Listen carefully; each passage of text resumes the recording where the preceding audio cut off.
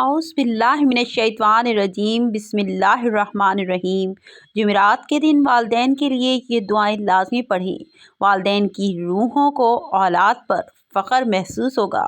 فرشتے قبر میں جنت کا بستر لگا دیں گے۔ بسم اللہ الرحمن الرحیم۔ رب اغفر وارحم وانت خیر الراحمین۔ میرے پروردگار ہماری خطائیں بخش دے اور رحم فرما دے، تو سارے رحم کرنے والوں سے بڑھ کر رحم کرنے والا ہے۔ اللہم اغفر لہ وارحمہ وعافہ واعف عنہ۔ الہی انہیں معاف فرما، ان پر رحم فرما، انہیں عافیت میں رکھ۔ رب ارحمہما کما ربیانی صغیرا۔